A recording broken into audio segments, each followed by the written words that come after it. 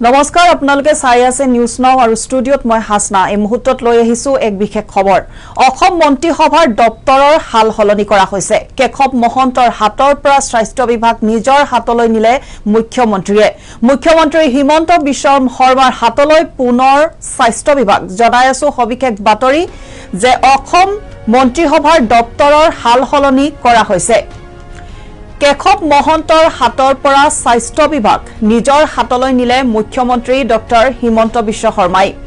মুখ্যমন্ত্ৰী হিমন্ত বিশ্ব শৰ্মাৰ হাতলৈ পুনৰ স্বাস্থ্য বিভাগ কেশৱ মহন্তক নতুনকৈ পৰিবহণ মীন আবকাৰী বিজ্ঞান প্ৰযুক্তি আৰু জলবায়ু পৰিৱৰ্তনৰ বিভাগ অৰ্পণ কৰা হৈছে পূৰ্বতে পৰিমল শুক্লবৈদ্যৰ হাতত আছিল আবকাৰী মীন আৰু পৰিবহণ বিভাগ সাংসদ হিচাপে নিৰ্বাচিত হোৱাৰ পাছত পৰিমল শুক্লবৈদ্যই ত্যাগ কৰিছিল বিধায়ক পদৰ লগতে মন্ত্ৰিত্ব আৰু মুখ্যমন্ত্ৰীৰ হাতত স্বাস্থ্য আৰু পৰিয়াল কল্যাণ বিভাগ শিক্ষা গৱেষণা বিভাগ গৃহ বিভাগৰ দায়িত্ব অৰ্পণ কৰা হৈছে গড়কাপ্তানি বিভাগ সাংস্কৃতিক বিভাগৰ লগতে বিতৰণ কৰা আন দপ্তৰসমূহৰো দায়িত্বত থাকিব মুখ্যমন্ত্ৰী ডক্টৰ হিমন্ত বিশ্ব শৰ্মা এই মুহূৰ্তত নিউজ নাও দৰ্শকসকলক জনাই আছো এই খবৰ অসম মন্ত্ৰীসভাৰ দপ্তৰৰ হাল হলনি কৰা হৈছে কেশৱ মহন্তৰ হাতৰ পৰা স্বাস্থ্য বিভাগ নিজৰ হাতলৈ নিলে মুখ্যমন্ত্ৰীয়ে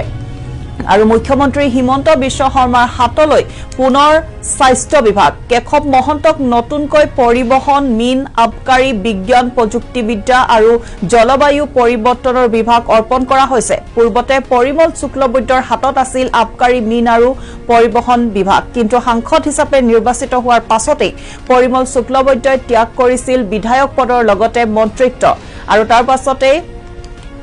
পুনৰ দপ্তৰ ৰদবদল কৰা হৈছে আৰু মুখ্যমন্ত্ৰীৰ হাতত স্বাস্থ্য আৰু পৰিয়াল কল্যাণ বিভাগ শিক্ষা গৱেষণা বিভাগ গৃহ বিভাগৰ দায়িত্ব অৰ্পণ কৰা হৈছে লগতে গড়কাপ্তানি বিভাগ সাংস্কৃতিক বিভাগৰ লগতে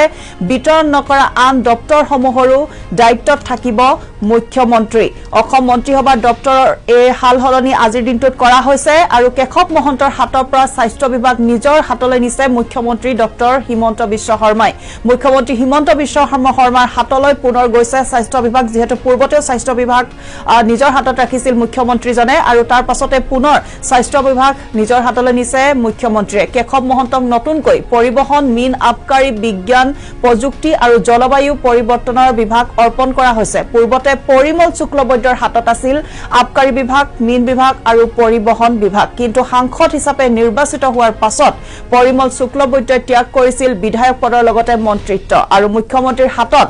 স্বাস্থ্য আৰু পৰিয়াল কল্যাণ বিভাগ শিক্ষা গৱেষণা বিভাগ গৃহ বিভাগ গড়কাপ্তানি বিভাগ সাংস্কৃতিক বিভাগৰ লগতে বিতৰণ কৰা আন দপ্তৰসমূহৰো দায়িত্বত থাকিব মুখ্যমন্ত্ৰী ডক্টৰ হিমন্ত বিশ্ব শৰ্মা আমাৰ হাতত পৰিছেহি কেশৱ মহন্তৰ মন্তব্য নতুনকৈ যেহেতু তেওঁক বিভাগ অৰ্পণ কৰা হৈছে কেশৱ মহন্তৰ মন্তব্য আমাৰ হাতত পৰিছেহি এই মুহূৰ্তত আপোনালোকৰ বাবে আগবঢ়াইছো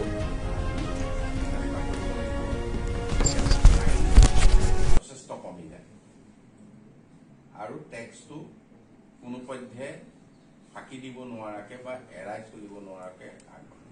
আৰু যিটো আমি চেষ্টা কৰিব লাগিব যে ফাইন যথেষ্ট কমি যায় আৰু টেক্সটো কোনো পধ্যে ফাঁকি দিব নোৱাৰাকে বা এৰাই চলিব নোৱাৰাকে আৰু যিটো ডিচিপ্লিনটো নৰখাৰ বাবে যিটো জৰিমনা বা ফাইন সেইটো ডিচিপ্লিনটো কিয় হয় এটা সুপৰিচালনা হ'বলৈ কোনো অঘটন নঘটিবলৈ দুৰ্ঘটনা নহ'বলৈ তাৰ কাৰণে গতিকে এইটো এটা ছেফটি মেজাৰ গতিকে ছেফটি মেজাৰটোত আমি লক্ষ্য ৰাখিব লাগিব যাতে ক'তো ফাইন কৰিব লগা নহয় ফাইন যেতিয়া কমি যাব আমি তেতিয়া ভাবিম যে খুব ভাল ধৰণে বিভাগটো বা ৰাজ্যখন চলিছে হয় ৰাইজৰ যদি সেৱা কৰা হিচাপে যদি চোৱা যায় স্বাস্থ্য বিভাগটো এটা অতি গুৰুত্বপূৰ্ণ বিভাগ আৰু ৰাইজৰ সেৱা কৰিব পাৰি সেই বিভাগটোত থাকিলে সেই বিভাগটোত আপুনি বহুদিন থাকিলে এতিয়া সেই বিভাগটো আপোনাৰ হাতৰ পৰা গ'ল ক'ৰবাত দুখ থাকিল নেকি নাই এইটো মাননীয় মুখ্যমন্ত্ৰী ডাঙৰীয়াই মোৰ লগত আলোচনা কৰি গোটেই কথাখিনি আগবাঢ়িছে আৰু তেখেতে তাতোকৈ মোক অধিক দায়িত্ব দিবলৈ বিচাৰিছে গতিকে মই সেই অধিক দায়িত্ব মই মূৰ পাতি ল'বলৈ আগবাঢ়িছো আৰু মুখ্যমন্ত্ৰী ডাঙৰীয়াই যেনেধৰণে ভাবিছে সেইধৰণে এই আটাইকেইটা বিভাগত মই সুচাৰুৰূপে কাম কৰি যাম। স্বাস্থ্য বিভাগত কিবা কৰিবলগীয়া থাকি গ'ল নেকি আপুনি কিবা ভবা? স্বাস্থ্য বিভাগত কৰিবলগীয়া থাকি যোৱা তেনে কোনো বিষয় নাথাকে। গতিকে এতিয়া এইটো কণ্টিনিউ প্ৰচেছ। এই প্ৰচেছটোত স্বাস্থ্য বিভাগ মাননীয় মুখ্যমন্ত্ৰী ডাঙৰীয়াৰ নেতৃত্বত তেখেতে বহুদিন ধৰি চলাই আহিছিল আৰু এতিয়াও মুখ্যমন্ত্ৰী হৈ থকা অৱস্থাত এই বিভাগটোৰ ওপৰত তেখেতৰ যথেষ্টখিনি সহযোগিতা আছিল। আমি ভাবিছোঁ স্বাস্থ্য বিভাগৰ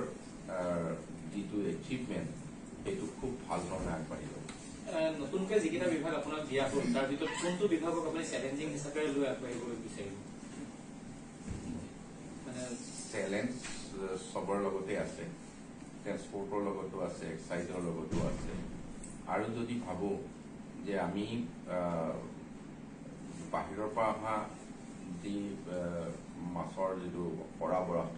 এইটো যদি আমি বন্ধ কৰি আত্মনিৰ্ভৰশীল হ'বলৈ যাওঁ তেতিয়াহ'লে ইয়াতো এটা ডাঙৰ চেলেঞ্জ আছে। চেলেঞ্জ সকলোতে আছে। এতিয়া মই বিভাগকেইটাৰ